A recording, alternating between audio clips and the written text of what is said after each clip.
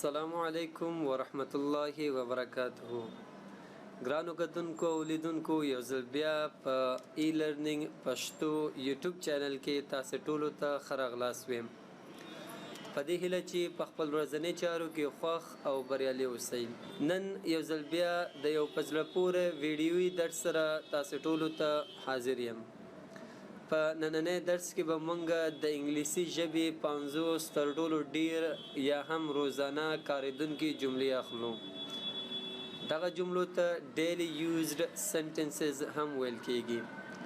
په دې هیله چې ویډیو راسره تر پایه وګورئ او زمونږ چینل کوم نوی سبسکرایب کړئ چینل هم ځان سره سبسکرایب کړئ.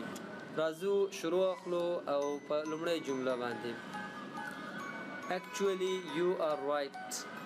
په واقعیت کې تاسو رښتیا وایئ.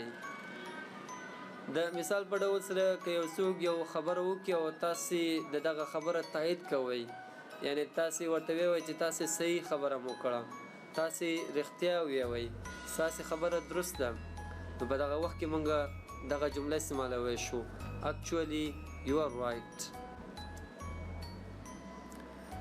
as soon as possible چې څومره زر ممکن وي.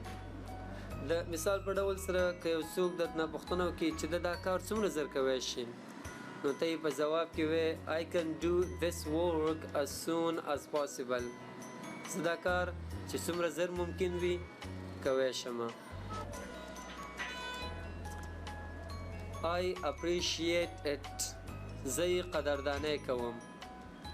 که د یو چا ښه کړنه وګورئ، یو ښه چیز وګورئ او یا هم یو بل ښه کردار تاسو وګورئ او تاسو د ستاینې اراده لرئ، نو دغه وخت کې د دغه جملې څخه استفاده کولی شو.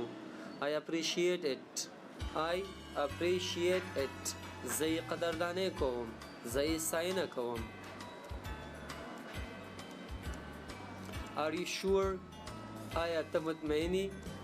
د مثال په ډول سره یو څوک یو خبره وکړي او ستا باور ورباندې را نشي، نو تاسو غواړئ چې ځان مطمئن کړئ، نو دغه وخت کې دغه جمله استعمالولی شئ.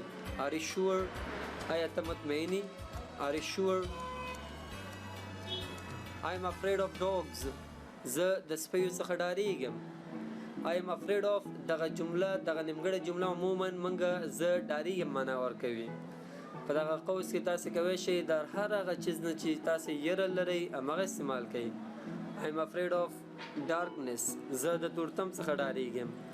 I am afraid of bad people. زه د بدو خلکو څخه ډاریږم. I am afraid of dogs. زه د سپیو څخه ډاریږم. Can I help you؟ Can I help you؟ څه مرسته در سره کولی شم؟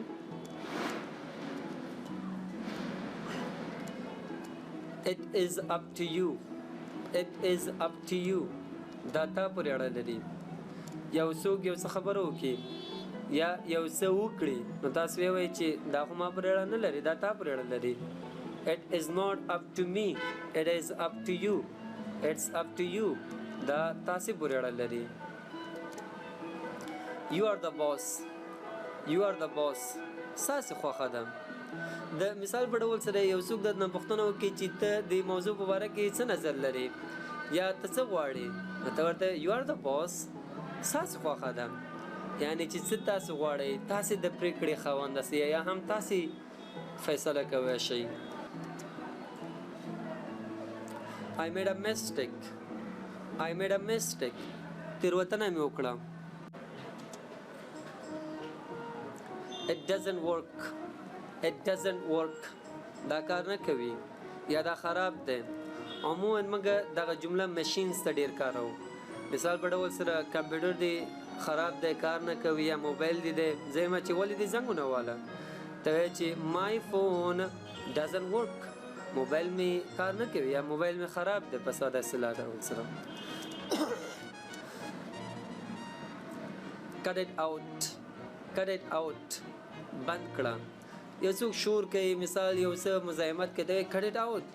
بند کړه، بس که نو. so far so good. تر اوسه ښه یم. عموما دغه جمله موږ د how are you یا how have you been په جواب کې ورکوو. how have you been؟ تاسو څنګه یاستئ؟ so far so good. تر اوسه ښه یم. I know زه پوهیږم I don't know زه نه پوهیږم I'm leaving زه روان یم یا زه ځمه مثال په ډول سره کور نه مکتب په لوري کور کې د نه پوښتنو کې چیرته ځي یا څه کې ته وایې چې I'm leaving زه روان یم I'm leaving to school I'm leaving to work I'm leaving to the city I hope so زه همدارنګه هیله کوم I hope not زه داسې هیله نه کوم I think so زه همداسې فکر کوم I don't think so زه داسې فکر نه کوم I don't care زه یې پروا نه کوم زه یې کیسه کې نه یم زه یې خیال نه کوم Leave me alone یوازې مې پرېږده Are you busy آیا تاسې مصروف یې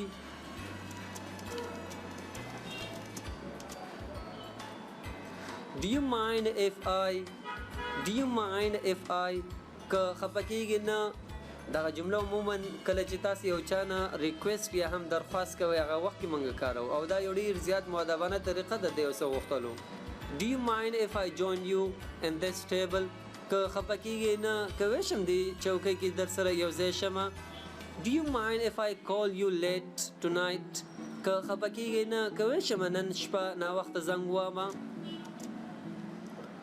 Be careful watch out باحتیاط اوسه پام کوه کله چې یو څوک په خطر کې اوسي یو څوک یو داسې کار کوي چې هغه خطر لري دغه وخت کې عموما تاسې دغه جملې کاروئ شئ Be careful watch out Say it again please بیا یې ووایه مهرباني که په یو څه پوه نه شوئ غواړئ چې دوباره یې درته ووایي دغه جمله استعمالوئ Say it again please I will be there زه به هلته اوسم I will be back soon زه به ډېر ژر واپس راشم Find a way یو لاره پیدا کړم عموما مطلب دا چې یو حل لاره پیدا کړم لکه we don't know what to do today موږ نه پوهیږو چې نن څه وکړو ته ورته وایې let's find a way and have a good day have a great day راځئ یو لاره پیدا کړو یو د څه کولو لپاره یو فکر پیدا کړو او ښه ورځ ځان ته ولرو I am on my way to home زه کور ته په لاره یم مثال په ډول سره که یو څوک درته زنګ وایي چېرته یې علي ته ورته I am on my way to home زه کور ته په لاره یم Let me know اجازه راکړئ چې پوه شم دغه جمله عموما هله استعمالو کله چې تاسې یو څه نوي باندې پوهېدل غواړئ دغه جمله کاروئ Let me know about this اجازه راکړئ چې د دې په باره کې ځان پوه کړم No pain no gain بې زحمته راحت نشته دا اصل کې یو پروورب یا متل دی Keep going دوام ورکړه جاری وساته Don't give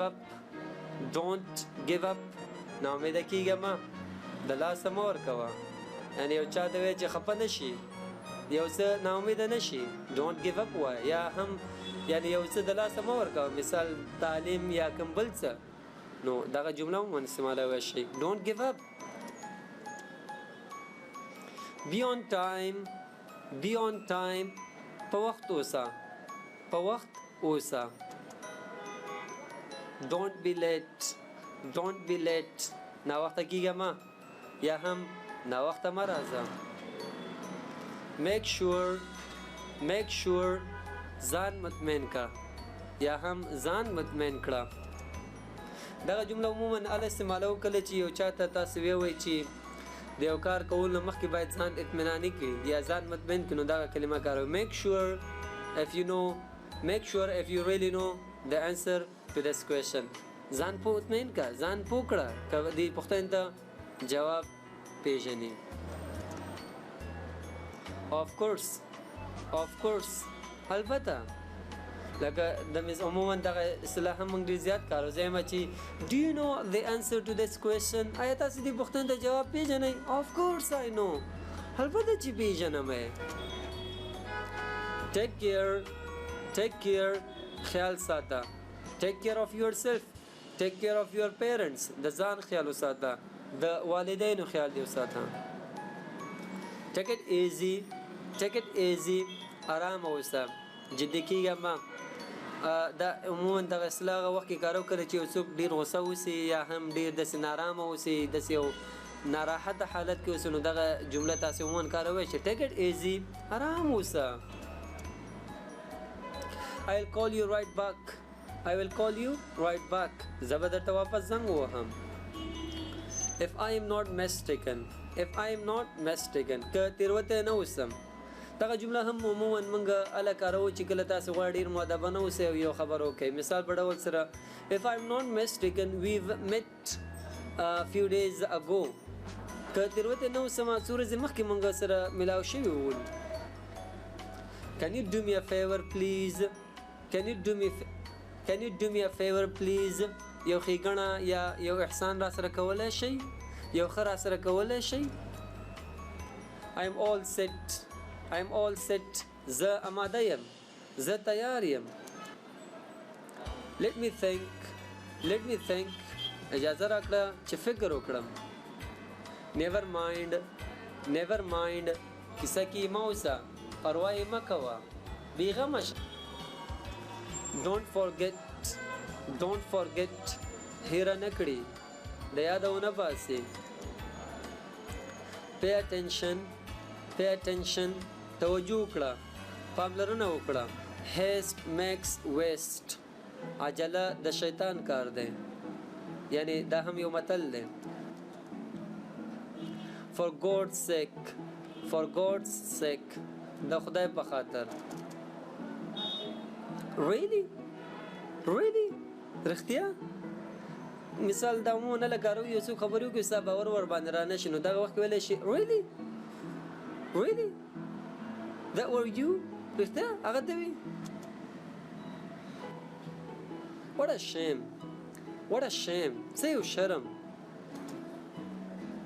دا زمونږ د نن ورځې 50 د انګلیسي روزانه استعمالېدونکي جملې.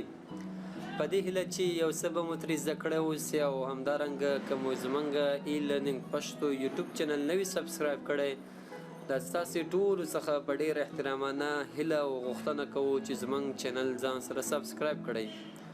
په راتلونکي کې به مونږ دې ته ورته نورې ویډیوګانې به هم تاسې ته چمتو کوو. تر هغه په الله تعالی مو سپارم. ښه وختونه.